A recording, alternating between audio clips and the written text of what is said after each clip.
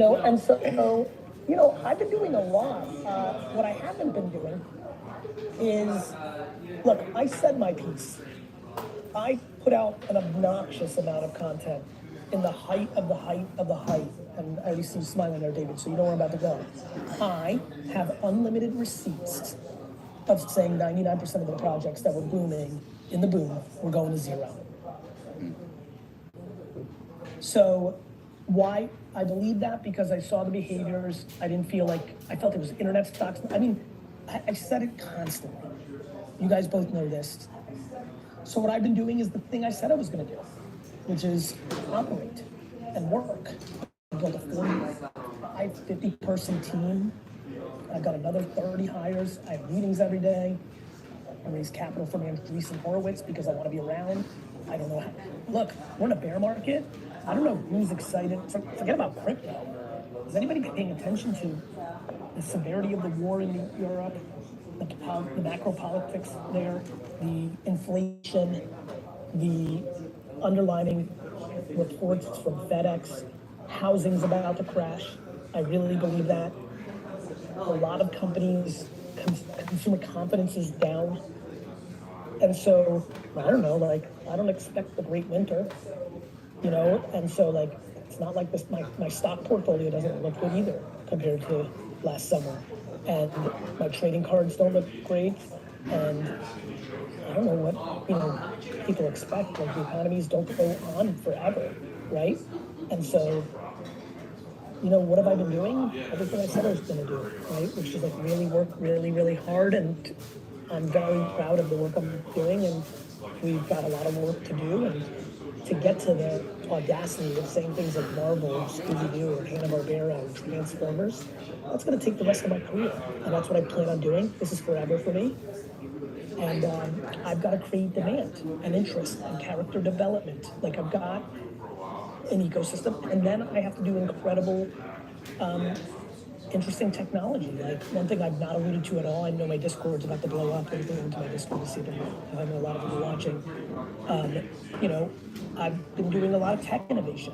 I have a hefty tech team who's been building something I'm very excited about. That will hit the day of life this year. And it's pretty advanced tech. You got a lot of Web 2, a lot of Web 3. We're playing a lot of Web 2.5. You need everything to be anonymous. That's how it felt 18 months ago now. Is username and sign-in worth it to make the utilities of the things? It's super fun. And then to your point, what else have I been doing? I've been staying mentally strong while the market in the macro has been incredibly affected, and I'm incredibly compassionate that there's anxiety and concern and angst and winter vibes. I hope and pray that everybody heard rule number 1, which was consistent, which is do not spend money you can't afford to lose in these high things. A lot of people did. And, I continue to try to provide value. I love that you can continue to add utility, right? I did this incredible meetup at my dad's store at the wine library for people that had the wine cellar. It was a great time. We've done some great stuff with my pickleball team, meetups. And then the unofficial things. I'm in Germany giving a keynote. Let's go meet up with 200 VeeFriends holders. So just really focused, just incredibly focused. And focused like an athlete, like my New York Jets, who beat the Pittsburgh Steelers this weekend. They were down by 10 points very late in the game. The fans in Pittsburgh were cheering 7 minutes ago, laughing at my Jets. The Jet fans were concerned, booing their own players. I have to be an athlete on the field. I can't, even my most ardent believers, pre-VeeFriends, have said things in Discord and Twitter that hurt my feelings, but I understand why. They have financial losses on paper if they haven't sold yet. And it doesn't feel good when something's worth something and then it's not. But I have to stay focused on the field and tune out any positive or negative comments. Just like when I was getting the accolades last winter, I didn't hear it. I needed to focus on the mission. And that's what I'm focused on, like a falcon. Focused falcon's a big V friend. I'm focused like a falcon, and I'm gonna let history be the judge, not me, fuck me, and definitely not anonymous accounts on Twitter who got opinions who've never operated a paper bag, let alone a big company. Sure. Gary, there's a lot of just NFT projects out there, and some like you said have trended to zero. Others are keeping their head above water. Others are doing fine. What are you doing that you think is working? Like what's the secret sauce to make an NFT project work these days? And what things might an NFT project need to jettison if it's not working? It's like what things are we keeping? What things are we doubling down on? What things are we jettisoning? I don't judge something working based on floor price. Sure, yes, but like community energy, community engagement, etc. You can't value that either. Too many people are financially incentivized and everyone's getting smoked. And then whatever criteria of success you want. Well, that's I'm setting it up, right? Yeah. Like to your point, David, I think people are very confused about businesses. Like Facebook was a disaster this many months in. Like I'm pumped for invisible people. I'm pumped for creatures. I'm pumped for World of Wit. People are working. The problem is they're all publicly traded company DNA now, right? Like people care about it day to day. I just want to tell everybody, because I was close to these companies. They're the fucking receipts right there. This is like back to receipts. I'm in the fucking Robert Salinger. Like this is an email from Uber thanking my brother for being the first rider of Uber in New York. Wow, that's really cool. These are fucking receipts, brother. Like, and I can tell you right now, 18, 24 months in, none of these companies looked great. I'm not fucking willing to judge fucking Bored Ape yet. I'm not willing to judge any of these projects yet. And so I think I don't know, what to answer your question, the people. I'm building an organization. I'm focused on the people, the process, there's missteps along the way. The gift goat has not gone as well as I want to. I've jumped in and tried to work it, but it takes months for these things to, execute on. So I focus on that. I'm excited about, the people I'm bringing in, the talent. I just, my partner in Empathy Wines, John Troutman, just finished his earnout at Constellation. He's coming to consult with VeeFriends. That's a note. When you're a head coach and you're bringing back one of your assistants, I don't know, I'm focused out here. So anyway, to answer your question, the things that are working, what you keep, is the people on your team that can do shit. What's not working, people that can't do shit, and you've given them a chance, but they haven't. You gotta really go. And so I'm an operator. And I'm not willing to put my head up from the sea and see what the stock ticker says. It has nothing to do with anything for me. Meaning, I'd love for everything to be rosy, but I'm not in control of that. I didn't call Putin and say, go attack Ukraine. That wasn't me. I've got to focus on fucking VeeFriends. And what I'm doing is laying the foundation for a lot of people to care about these characters, which will build a real company, which will allow me to do incredible things for the people that hold the NFTs. What's interesting to me is, right, so as you said, over 99% of these NFT projects are going to die this bear cycle, right? We have to be real about that. But 1% might survive. It might be a fraction of 1%. What's it going to take? What does it take to survive during the bear market?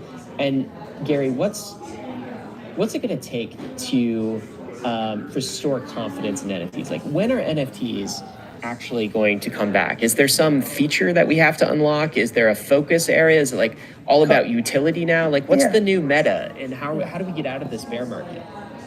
A couple of things. I want to apologize to Doobie Perrin, who just said in the comments, I think this guy's insufferable. So I obviously want to apologize for that because I don't want to make Doobie upset. I think people have to provide value. To your point, when Marvel comic books came out in the 40s, right, 30s, what have you, after years of cartoons and toys and other comics, people then cared, and all of a sudden you cared to own, a Spider-Man or a Superman in DC or Batman. And so if you're talking about collectible value, I just want to own this, like a Andy Warhol or a Spider-Man #1 or a Jordan sneaker, that takes decades. Which is why I made those videos about 99% to zero. It wasn't going to work. It went too high, more like Beanie Babies or stocks like Pets.com. In the short term, to your point, it's going to be utility. What that utility is access, other items, physical items, community events. The thing that I started VeeFriends with, VeeFriends were sold with an underlying 3-year super conference that justified the initial cost. Then shit got crazy and depending on when you got in, it would change the variable. But the original layout was thoughtful to this moment because you need to provide value, right? And so I think, every project needs to think about, this is the beauty of the blockchain. Can I add more value for the person that's holding it? Value comes in a million different things. I just did something with the gift notes. I mentioned that I'm not happy with, the gifts that I've been saying. I need to do a better job. I added NFTs as part of it early on, and I think that might have fucked with my psychology, but they want the gift. And then I added a new thing this October. The gift goats and I are going to be in Atlanta for 2 hours in an epic basketball court, right, with Shaquille O'Neal. That's just a very small group. Probably only 100 to 200 of the 555 gift codes can make it because they're all over the world. An intimate 2 hours of business Q&A, some fun and games, some photos, some hanging out. How'd you get Shaq on board? I used my business development skills. I also have a lot of relationships. This is why I'm confident. This is why I keep believing in myself. Like, brother, I'm not going to stop until it's good. I don't understand how everybody doesn't understand that. I'd rather fucking die than let cynics be able to write the history of VeeFriends not being a good project. I can do this forever. I'm going to do this forever. So are you all in on NFTs? I know. I mean, I'm all in on NFTs. The NFT technology is remarkable. It's insane. Why don't people see it, Gary? Because a lot of people don't see it. Because the first year of people discovering it, their scammiest friend made $83,000 selling a penguin with a penis in its eye. Think about that. Of course normal people don't get it. They're right. It's the same reason people didn't get the internet in '99. You had normal people saying, how the hell is pets.com worth $85 billion? They haven't sold any stuff yet. I'm not even sure Chewy.com has that valuation, So, because they're right. The greed took over. The short-term flipping took over. And that shadowed the incredible, black and white of the incredible technology infrastructure of a global scaled ledger that can affirm ownership, that can unlock everything.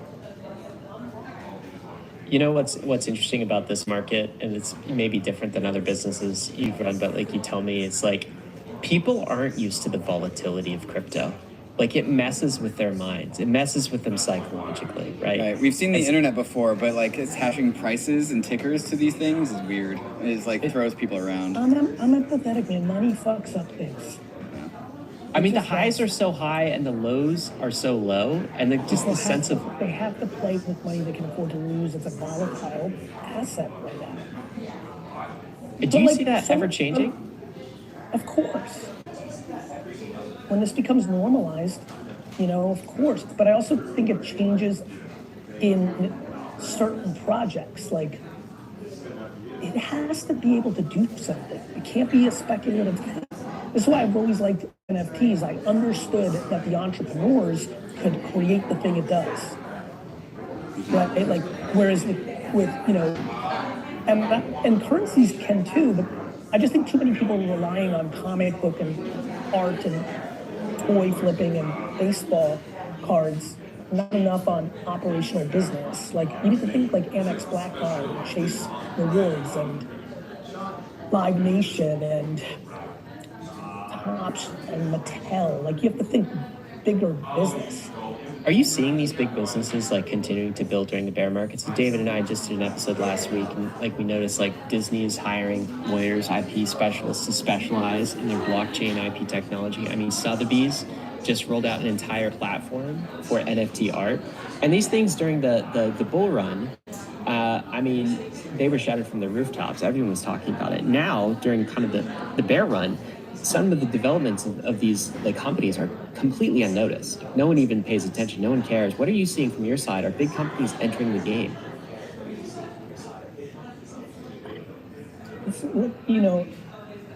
My energy is very matter of fact, man, because it's almost as if nobody heard all the logical conversation of last year from me or anybody else, right? Yes, this is one of the biggest technology shifts of the human race. But everything was so caught up in the short-term flip game that it just clouded. Yes, to your point, if you have Google Alerts on NFT right now and you read what's happening day to day, you would be bullish. You're not bullish because you bought a NFT for $8,000 that's now trading at $600 and you're mad. And you're supposed to be mad, I get it. But I hope that you're also mad at yourself that you were taking a risk. Like, don't be mad at anybody but yourself kind of thing. Accountability is important. Like, I have a ton of things that have gone poorly and I'm like, ugh, I got caught up, I got excited. But I also was buying for different reasons. I was trying to learn. This is why I was petrified. The only thing I tweeted more than 99% of the zero was don't buy what I'm buying, because I knew I was buying things because I wanted to learn how people were going to do things and what was in my wallet, see if I was in discovery mode, supporting people that I just met on Twitter because I want to. That's not a good investment thesis. I like this person, I want to support their art. So there are worse investment theses out there than that, though. Yeah, there is, and I think, thank you, and I feel good about it, but I'm in a curious spot, I have a lot of eyes on me, and so I'm empathetic to it, but yeah, brother, Disney's really not fooling around, Mattel is not fooling around, Pokemon's not fooling, this is real stuff. Yeah. We've actually been given the privilege of having this embargo now released announcement for what you are doing with Toys R Us, which is something we want to get into, and how this is kind of emblematic of just more and more companies starting to take the NFT pill. So Gary, we want to talk about that, along with your very engaged, almost 1,000 followers or community members here in the YouTube comments. So we're going to talk about all of this and more right after we talk to some of these fantastic sponsors that make the show possible. In all of my years in crypto, I've never been hacked, scammed, or lost money to a thief. And a lot of that credit goes to my Ledger hardware wallet. The Ledger Nano X and the Ledger Nano S Plus hardware wallets allow users like you and me to secure and manage all of our crypto assets and our NFTs, all with the security of storing users' private keys offline and out of reach from hackers. The Ledger Nano X is the perfect hardware wallet for managing your crypto and NFTs on the go because it connects to your phone with Bluetooth and has a nice big screen for easy transaction reading.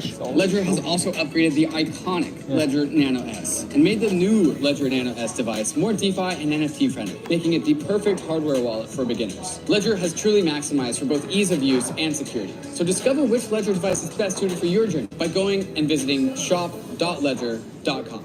If you've been listening to Bankless, you know that we're fans of the modular blockchain thesis. The idea that blockchains will separate execution from data availability and consensus, allowing all three to become the best versions of themselves. And Fuel has built the fastest modular execution layer in the industry. By supporting parallel transaction execution, Fuel unlocks significantly faster throughput for the Web3 world. Fuel also goes beyond the limitations of the EVM with its own Fuel VM, which is more efficient and optimized, opening up the design space for developers. And lastly, Fuel brings a powerful developer experience with its own domain-specific language, Sway, and a supportive toolchain called Fork. With Fuel, you can have the benefits of smart contract languages like Solidity while adopting the improvements made by the Rust tooling ecosystem, letting the Fuel development environment go beyond the limitations of the EVM. If you want to learn more, there's a link in the show notes to see how you can get involved with the Fuel network.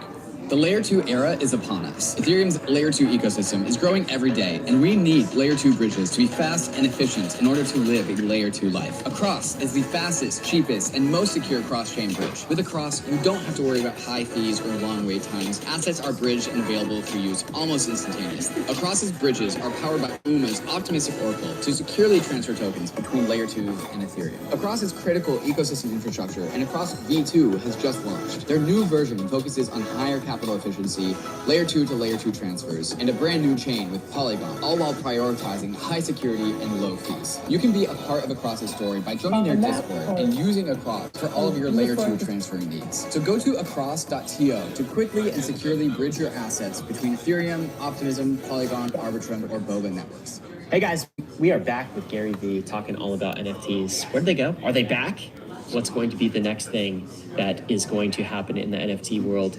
Gary, I'll tell you one thing that's going to happen because you guys announced it today. This is a big VeeFriends announcement, and this is on what we were just talking about, big companies entering the game here.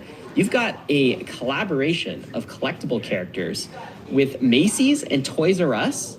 Is that what's happening? It's a big deal for me.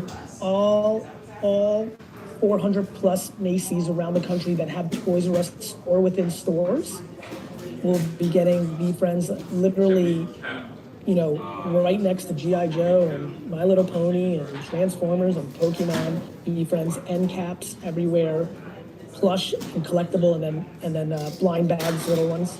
It's a huge deal. It's also huge. I haven't talked about it. I'm giving you kind of the exclusive.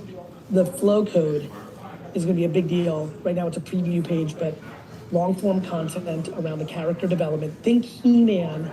So He-Man came out as toys earlier than the cartoon was ready. So they put little comic books in the toy so that you could get into He-Man, because there was no way to get into He-Man. 99% of the people that are going to see this in Macy's, Toys R Us stores around the country have no idea what VeeFriends are. So kids are going to kind of like hopefully fall in love with the imagery. This wizard is super cool, right? And so like, you know, but the storytelling, like I'm really on this mission, guys. So anyway, huge distribution on Macy's.com right now on pre-sale. International is coming in 2 weeks on VeeFriends shop. We'll be doing a fulfillment for international. But this is how you do it. This is how you get people to start getting involved. And like the more people fall in love with the be the bigger person character, right? The more things start to happen where I can do something with those 260 holders of Series 1 and Series 2, be the bigger person. Like this is super exciting. I think people are missing what real operators are going to be able to do. And I think real operators have to build affinity in the characters, toys, books, cartoons, movies, but then also build technology and utility for the original NFT holders. And I'm on that journey. So this is like an IP play almost, right? It's kind of like Marvel. It's kind of like Star Wars. An IP play. So what's interesting about the way you're doing it, right, is like you start with the digital, the NFT, yes, and you're working towards the physical. Whereas like traditional, like a Disney, or you know, some other big IP player, they're starting with the character and then moving to another direction, right? Well, they started with whatever they started with. Pokemon started with a card game, and then a video game, and then a cartoon. Like Harry Potter started as a book. Yes. Like Magic the Gathering, so you start with what you start with, right? I've got a huge thing coming out with Reebok, right? So Reebok, huge collaboration coming out. So I've got, with again, the aspiring alpaca. Like I'm really trying to build this. And so just broke a VeeFriend. This is very upsetting, guys. Live on the air. Me trying to be cool. So there's no NFT element to these things. They're just the visual. Guys, the intuitive iguana. Oh my God, what happened? I did bad. Nothing, no surprise inside of there. What's it smell like? But okay, so with these products, there's no NFT aspect or like Web3 aspect. They're just a physical product of a metaverse NFT. My job is to bring value. Yeah, now you own these characters in NFT form. You're getting this stuff for free. But I'm doing two things at once. One, access. If you own the wine cellar background in Series 2, you came to the store, you got free wine, you got it for your Q&A experience, right? And then building affinity. This collaboration, this execution is about getting many more people in the world to care about these characters, which manifests in many different ways. Ultimately, for me, the catch-all is the people owning the NFTs, especially Series 1. Like I stay up at night thinking about this. I've got 40 years, 50 years, 46, 40, 50, 60 years, and I've got to do as much demand creation, much affinity, storytelling, and I've got to do a lot of technology and utility, and I've got to bring value. What's a typical VeeFriend holder like? I mean, you probably ran the gamut. As you guys know, I brought so many new people into the space because I had a big audience, and they run the gamut, like true investors, collectors, flippers, just people that have appreciated my content that just want to own one for collectible. The same reason I collect jets. I mean, why do I have this Carmelo Anthony? He brought me happiness. Carmelo brought me happiness. The Knicks didn't, I like him. So I buy that. Like a lot of people like that I taught them common sense. And so they're going to buy this.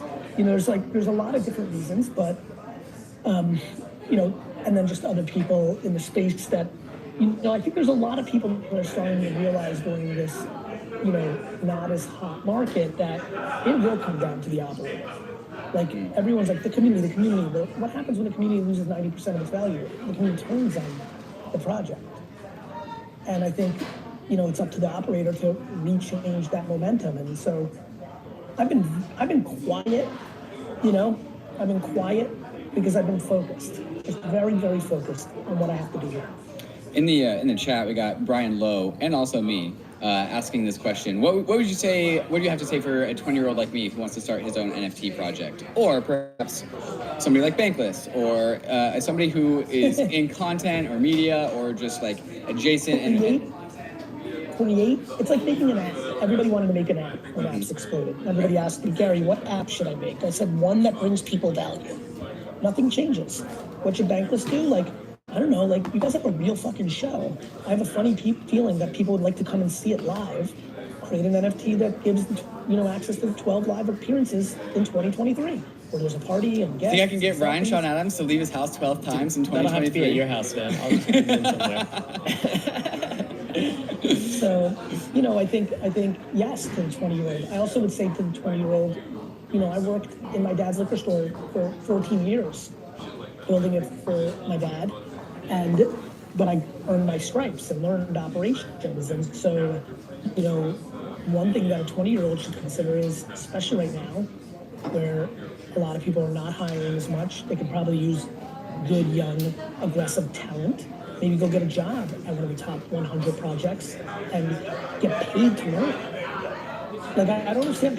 People are willing to go into massive debt for college to learn something fake, but like then they're mad at companies when they don't pay them as much as they ideologically think, yet they're learning a ton.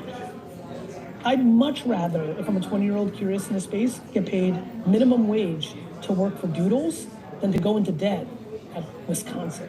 Totally agree. I mean, fuck. The time to do it is now, too. It's the bear market. It's not during the bull run. By the way, 100. It's always the bear market that's awesome. I'm so pumped right now. Like, I'm loving this. Like, nobody's, like, I'm just trying to, like, work and build and make good decisions. I mean, I made a decision for Gift Goat this morning that won't manifest until August of next year. And it's a good one that I really need for that micro community, but, like, they're not going to, I'm not going to get the benefit of that until August. But that's what it requires. And so you have to have the stomach to deal with, like, people being patient. So I'm excited. Like, you mentioned like technology a couple of times, and I'm curious from your state, as an operator, as a builder in the NFT space, like what still needs to be built out? Like what's hard? Like, I mean, we're trying to do things that eliminate friction, right? For example, we're going to have a massive upgrade to our website. Like, we're going password and email for the people that want to do it, and that's a Web 2 function. But that was like, you can't do that 18 months ago. It had to be all Web 3. So I think what I call Web 2.5, a lot more Web 2.5 strategies, I think matter. But there's a lot of things that quote unquote need to be built. Warm wallets, right? Like, are starting to bloom. Like, there's just a lot of cool stuff, like unlimited stuff, like NFT readers. QR readers are nice now, right? Credit card with chip readers are nice right now. Both those didn't exist 10 years ago in America. Europe on the QR, on the chip, right? Like, that stuff's way better. And so, like, we need more of that, right? We need, like, could you imagine you have an NFT, there's a replicant node that can sit in a hot wallet that doesn't allow somebody to steal your actual NFT, that's validated, that you go to Madison Square Garden right there, I'm looking at it, and if you own the Common Sense cow, you can see the Cows, the hottest band in the world. I'm making up that the Cows are now a hot band. But like, there's so much. And wait to Apple and Facebook and Google, like. Well, I mean, I don't know. Did you see this, Gary? So it's been in beta previously, but last week it looked like Meta just rolled out NFT validation for Instagram. So now you can and like that's huge, man. I mean, Instagram is what? It's 1.5 billion, something absolutely massive in terms of its reach, and they are now supporting NFTs, and this is happening during the bear market. They're all gonna do it. It's look, the conversation isn't about the underlying tech or the smart strategic operations. It's about speculation and pricing. It's almost like everyone's paying attention to the value of the comic books, not the ability to print paper. if paper wasn't invented yet, the analogy is like everyone's worried about the it's why Wall Street fucks me up. Like everybody worrying about the stock price. All my clients at VaynerMedia have worse businesses than they could because they all care about their stock price every 90 days instead of building a real business. And so I think that's my hope, that more operators focus on not so many. You see this, you guys are paying attention. So many projects are doing such short-term things to appease a small percentage of people in their Discord who are fudding, who don't necessarily aren't necessarily doing the wrong thing. They're worried about their self-interest. They should. They're human beings. But that's a bad job by the operator. Can you imagine every head coach in sports listening to the crowd and making his or her decisions on the next play based on that? Right. It's like steering it's a tail wagging the dog. 100%. Right. And it's only the operator that's going to have the vision for the long term. How do you like corral your community, or just like get them to see the same vision that you do? Is there a trick to this, or is it just like straight up being like raw and authentic? Yeah, and just like limiting. I think I was too involved in the community early on, meaning like I was like part of it. I almost forgot it was mine. I was like, we're fucking, so you need to be straight. And I think, for example, Jay Owen just said, hand waved away the only semi-technical softball question. G is here to pump a bag. Jay Edwards said, like, I'm really mad. Because it's not going to work. I don't think people understand. Like, there is no pumping. Like, there is no pumping in this market. This is why I've been so utterly quiet. I just fuck with you guys, and like, I had to go somewhere to talk about the toy drop, right? And I needed somewhere to like allocate some time and talk about what I've been up to because I've been quieter. But like, my preference is to stay unbelievably quiet, and I'll tell you why. What's cool about when you're quiet is the real ones who really believe actually support, and then you're pumped when you know you're fucking got it. I know I got it. What do we like? You think it's gonna matter what the fuck anybody says anywhere? It's not gonna matter. Just like when I fucking sit this weekend at MetLife Stadium and eat my fucking popcorn and talk shit about Teddy Bridgewater, it's not gonna stop Teddy Bridgewater from playing a good football game or bad football game. And so for me, I'm actually looking to get super duper quiet because there's an incredible feeling of knowing what I'm actually doing and then letting the people that have held all the way through, or the people that are coming in when it's least obvious, like, you're happy for that. The thing, that only part that hurts me right now is watching people sell when they don't, for no reason. It's one reason. Somebody sold recently and I emailed him and said, I'm happy you sold. I think you need it. I get that you need it. I was happy. But people that are selling out of just like some randomness, thinking that's going to mean anything, like trying to. A lot of people just sell because things drop. That's why they sell. Somebody emailed me and said, Gary, I'm emailing you. I'm selling these three to make a point. And I replied and I was like, to make a point about what? He's like, well, you need to be. I'm like, I am. And then I reminded that gentleman, I got on the call with him and reminded him that I've been building businesses for 25 years. What you want the person operating to do is different than what an operator may want to do. When you say I am, is that instant messenger? Mm-hmm. Okay. DM. Okay, right. Okay, they just wanted you to be interacting with them in the community. Do you have a community manager who like fills the void in your absence, or is it actually? Yeah, we have tons of mods. Okay.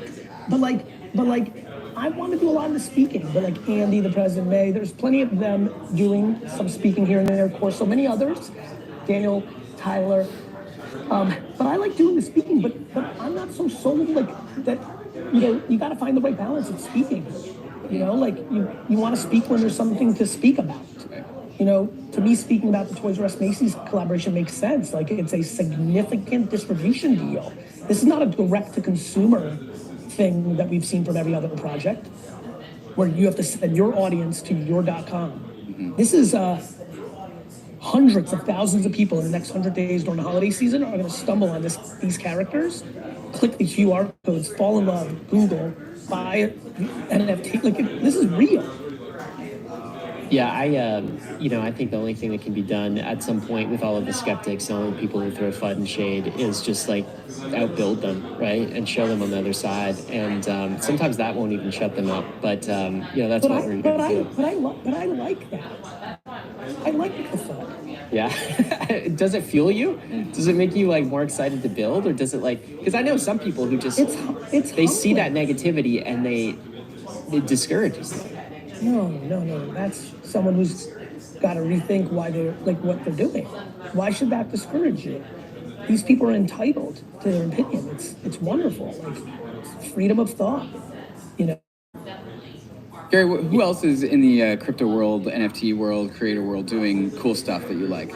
Or what other projects are out there that capture your attention? I'm not sure. I'll give you an example. I know more what my mod Crystal does and her incredible talent in my world than I know what my homie Kevin Rose is doing with VeeFriends right now, or me cheering heavy for World of Women, Women of Weapons, Doodles. There's so many people that I hope are crushing. I'm not in the phase right now where I have a great read of what, the projects are doing. I'm aware that Hoob's NFT is 9th on OpenSea right now because I can look at ABC, Regna, I can look at all this stuff. I see it. I just don't have the time right now. I'm not in collector mode like I was a year ago, so I wanted to know everything about every project. I'm in building VeeFriends mode, for real. And that's where I'm at. Gary, this has been a lot of fun, man. Thanks for updating us on so many things. Last question for you, just to kind of round out. We've been talking NFTs, we've been talking VeeFriends, but zoom out to kind of crypto for a minute, if you will. What's your temperature on crypto assets these days? The Bitcoins, the Ethers of the world? Yeah. Cryptocurrency. If you look back to 18 months ago, I've never really spoken about currencies. I don't have a good read. You don't even have a read? Yeah. I really don't. I own those two. I own Solana. I don't know what else I own. And it's not where I feel comfortable because I understand branding and human behavior and what the creators of a project can do for utility. With currencies themselves, there's a lot of need for it to do something, and I'm sure those things will come. It's just not my passion place. I've never been a financial engineer. It's not what I'm good at. I think the DeFi stuff is super fascinating, but it's a little too math for me in a world where I love the art and the human. Meaning I love the math of it. I think it's very fascinating. You're a community builder at your core. Yeah, I'm a storyteller. I like marketing. I know why Nike's worth $1 trillion. I know why that swoosh matters. I know what I'm doing and what I'm doing, and so I try to stay where I'm comfortable, and I'm much more comfortable in NFT land than I am in cryptocurrency land. That's cool. Well, thanks for stopping by. And so refresh us again, when can people see VeeFriends at their local Macy's? Mid-October, October 17th, I think, is when they really start supposedly hit the shelves. I'm a retailer, so I know some people will keep it in the back until the next week. But, every Macy's that has a Toys R Us inside of it, and Macy's.com right now. And please, GaryVee.com/Discord. Come and hang. That's where all the alpha, all the links, you don't have to guess around with Google. Quick question from YouTube. Will the toys be available in the UK? Yes. VeeFriends shop is going to launch on the 17th, the day they physically hit stores, with pre-sale and actually purchase for international. So we're going full international as well. That's awesome, Gary. Thanks for hanging out. Thanks, Ken. And guys, go stick around. We'll include a link to the VeeFriends